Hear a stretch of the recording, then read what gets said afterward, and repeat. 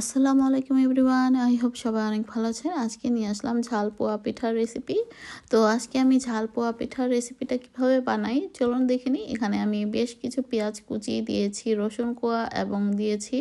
রসুন কোয়া কিন্তু বেশি দেওয়া লাগে না, জাস্ট একটা বা দুটো দিলেই হবে। আর কাঁচামরিচ কুচি দিয়েছি, ধনেপাতা কুচি বেশ কিছু।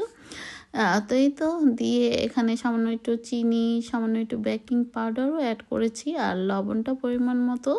এটা এই ঝাল পিঠার মিষ্টিটা কিন্তু খুব বেশি হবে না, জাস্ট কিছুটা মিষ্টি টাইপের হবে আর নোনতা টাইপের। এই তো তো এখন আমি সব কিছু দিয়ে সামান্য একটু পানি দিয়ে ব্লেন্ড করে নিয়েছি। তো এখন দিয়ে দিচ্ছি পরিমাণ মতো ময়দা, চাউলের গুঁড়ো এবং সুজি দিয়ে আমি করছি।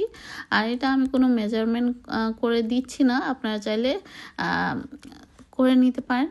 আর আপনাদের সুবিধার্থে আমি মেজারমেন্টগুলো লিখে দিলাম, তো সেগুলো দেখেও করতে পারেন। তবে পানির পরিমাণটা কিভাবে দিলাম জাস্ট দেখে বুঝে নিতে হবে। পানির পরিমাণটা আমি আসলে বলে দিচ্ছি না, তো ঘনত্বটা দেখলেই বুঝতে পারবেন। আর একটা দুটো বানালেই বুঝতে পারবেন যে কিভাবে হলে বা কতটুকু হলে মানে পানির পরিমাণটা ঠিক থাকবে। তো আমার গুলানোটা দেখে হয়তো বুঝতেই পারছেন কতটুকু মানে ঘন হয়েছে। তো এই পিঠাটা খেতে কিন্তু খুবই সুস্বাদু। তো যাই হোক, আমি কিছুক্ষণ রেস্টে রেখে দিয়েছিলাম। তো আধা ঘন্টা রেস্টে রাখার পর আবারও কিছুক্ষণ নেড়ে চেড়ে নিচ্ছি, কারণ অনেক সময় দেখা যায় ঘন জিনিসটা নিচে জমে থাকে। তো নেড়ে যতবারই ভাজবেন ততবারই খুব ভালো মতো নেড়ে তারপর ভাজতে হবে, নইলে দেখা যাবে উপরের আবরণটা থেকে যাবে পাতলা আর নিচে থেকে যাবে ঠিক অংশটা।